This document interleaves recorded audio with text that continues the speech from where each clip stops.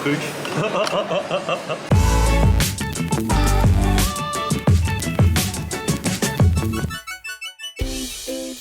Salut tout le monde, bienvenue, nouveau vlog aujourd'hui. Toute ma vie je suis dans les trains en ce moment. Je n'arrête pas, mais c'est pour la bonne cause, c'est parce que j'ai tourné une série de vidéos pour des motivateurs food. La première d'ailleurs paraît aujourd'hui sur leurs réseaux sociaux, donc je vous mets le lien dans un petit coin. Et là aujourd'hui on va tourner, enfin demain, à l'heure où je vous parle, on va tourner la dernière à nouveau ici, à Lille. Pas tout à fait à Lille, à côté de Lille. Mais là du coup on est arrivé la veille au soir et forcément je vais en profiter pour vlogger avec l'équipe de tournage. Donc là on vient d'arriver à Lille-Flandre.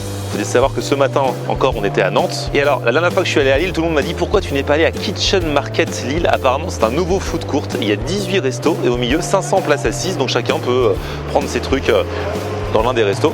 Et puis on met en commun au milieu, même si vous avez envie d'un burger, vos potes d'un italien et ainsi de suite, vous prenez chacun, hop, vous arrivez avec vos plateaux, vous vous mettez au milieu, c'est ça le principe d'un food court. J'ai repéré notamment un resto italien qui fait un truc de street food napolitaine que je n'ai encore jamais goûté et qui me donne vraiment envie, donc suivez-moi. Donc là on arrive au centre commercial des Tanneurs, c'est là où il y a ce Kitchen Market. Il y a des trucs asiatiques, des trucs de galettes, pizzeria traditionnelle, trucs marocains, saveurs portugaises à la braise.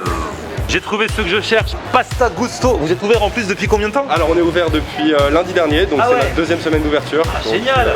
Voilà, donc pour l'instant ça marche plutôt bien, on est assez content. Il y a quelqu'un qui m'a envoyé une vidéo d'un truc que vous faites, ça s'appelle les fritatine di pasta. Qu'est-ce que c'est? Donc en fait c'est une spécialité qui vient du sud de l'Italie. Donc en fait c'est les grands-mères qui faisaient ça avec le reste des pâtes. Ouais. Donc en fait elles prenaient les pâtes de la veille, en fait elles les mettent en sauce et après elles les roulent dans la chapelure. Voilà, et nous on est les premiers à en faire en France, à en proposer en tout cas en tant qu'en restaurant. Voilà. Parce que je suis même allé à Naples, et à Naples je suis pas tombé dessus, tu vois. Et là j'ai vu ça, j'ai fait non mais les gars, je suis de passage à Lille, il n'y a pas de hasard. Il faut que je teste absolument la chose. Du coup, c'est un truc que vous préparez à l'avance ou vous faites au fur et à mesure? En fait, on les prépare à l'avance parce que le procédé de fabrication est un petit peu compliqué. Donc en fait, on sous-cuit les pâtes un petit peu, donc on les cuit juste 3-4 minutes dans l'eau. Et en fait, après, on vient les mélanger dans les sauces qu'on fait maison. Après, on vient filer avec de la mozzarella, on les coule dans des plaques, on met les plaques en cellule de refroidissement et après, on découpe des parts dans les plaques. Les plaques, elles sont juste là-bas, filmées, elles sont en train de... Okay. Et donc après, vous avez juste à découper. Voilà, on les découpe, on les panne, et après on les met au four à la dernière minute pour que ça soit bien croustillant. Et... Sérieux, ça a l'air d'être un truc de ouf. Parce que déjà, t'as les pâtes, tu kiffes les pâtes, t'as blinde de fromage.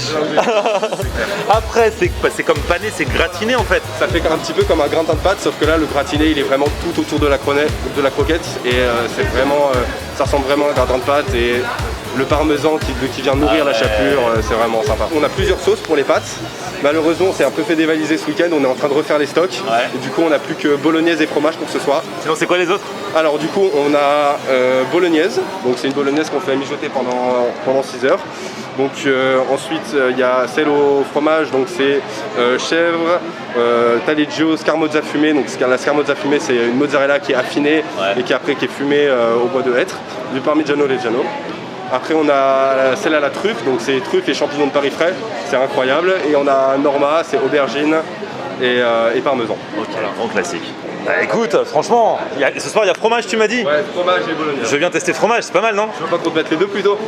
J'accepte. Bon, j'accepte. Oh là là là, mais le truc. Ah, j'ai trop hâte. Bon, pendant que les autres membres de la team sont partis chercher à manger, on va voir ce qu'ils vont ramener dans ce food court. Moi, je vais goûter. Donc du coup, les deux entiers.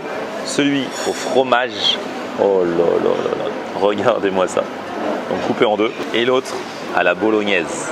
Là aussi, on a deux.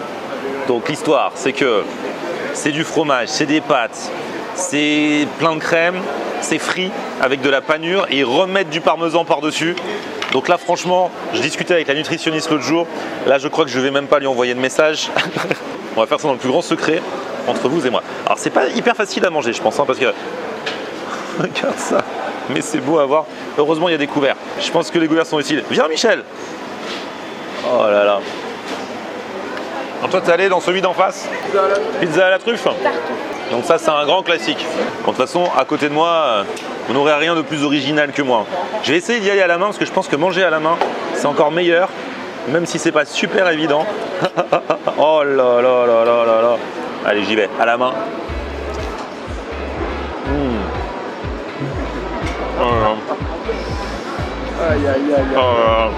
C'est fat de ouf, mais c'est trop bon. C'est trop agréable à manger. Est-ce que c'est ça qu'on appelle la malbouffe? Je ne sais pas, parce que ça a l'air d'être fait avec des bons produits. Alors le fat avec des bons produits, est-ce que ça reste de la malbouffe? Je lance le débat. On va appeler Sophie la nutritionniste. Ouais, c'est ça. Allez, Vas-y, Sophie. t'attaques celui à la bolo? Je vais te prendre ça là. Est-ce que c'est un peu peut-être présomptueux de vouloir mettre tout ça dans sa bouche ou ça passe? Ça passe, ça passe. De manger avec élégance. Vas-y. C'est un gratin de pâtes qui est pané. Ouais, ils trempent les pâtes dans de la crème, après ils mettent de la panure, après ils rajoutent du parmesan encore. C'est marrant, c'est un peu la texture du gratin de pâtes, tu sais. Donc c'est hyper croustillant. Non, franchement, c'est culotté, mais assez cool.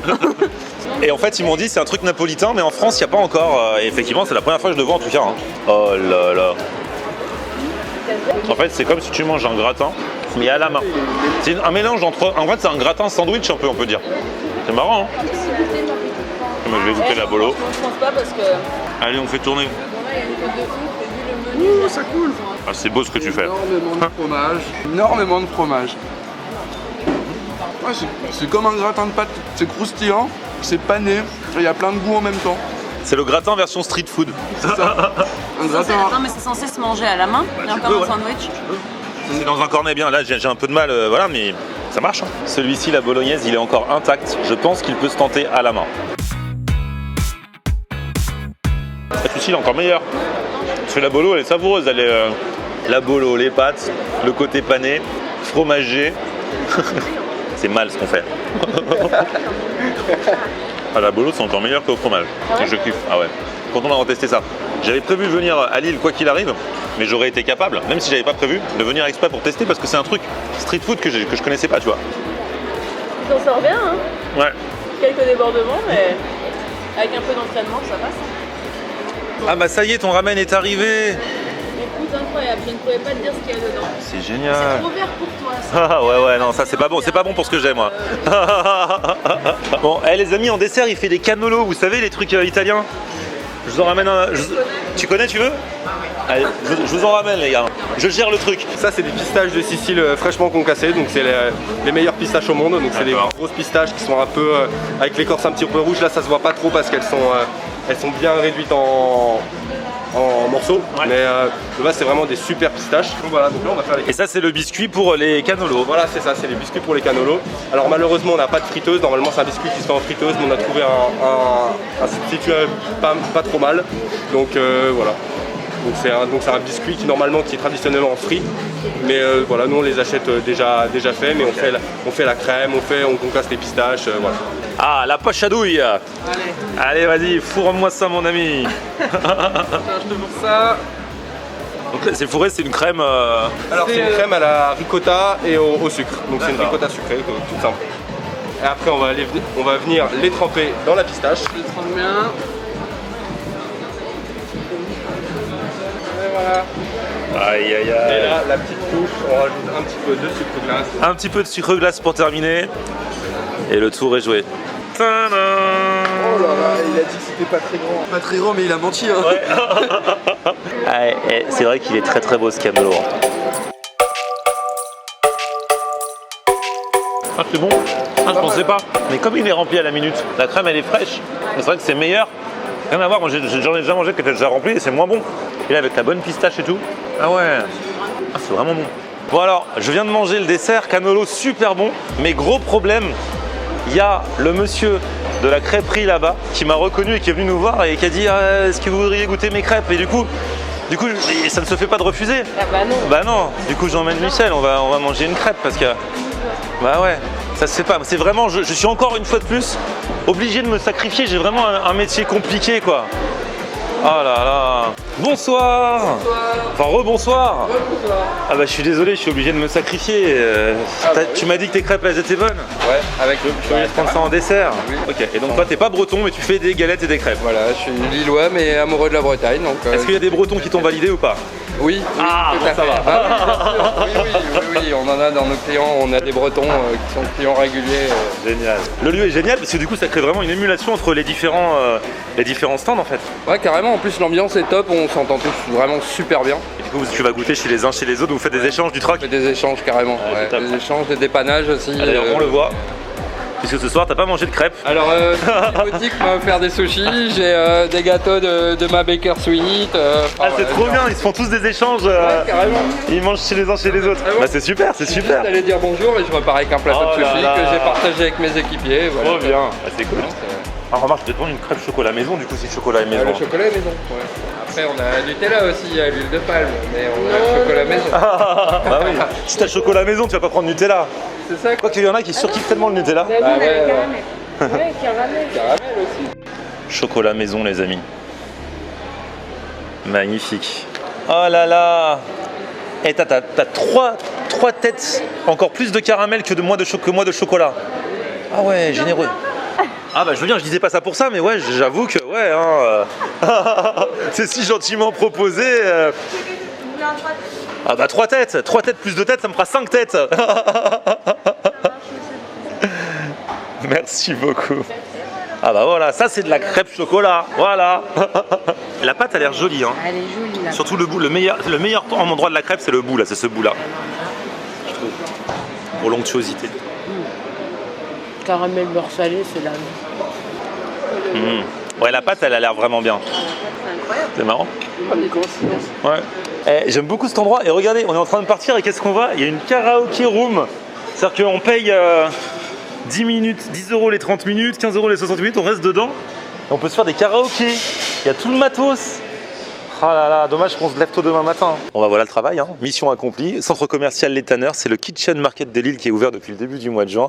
Il y a l'air d'avoir pas mal de bonnes choses à tester à l'intérieur, donc je vous le conseille. Et puis bah, si vous voulez les infos sur nos amis qui font ces fameux gratins sandwich de pâtes, leur Instagram est aussi dans la description. Pareil pour les crêpes et les galettes là que j'ai goûté. Petit pouce vers le haut si vous avez kiffé la vidéo. Vous abonnez à ma chaîne. On se retrouve sur mon Facebook Florian Honner et Twitter, Snapchat, Instagram. C'est aussi Florian Honner. A plus, ciao.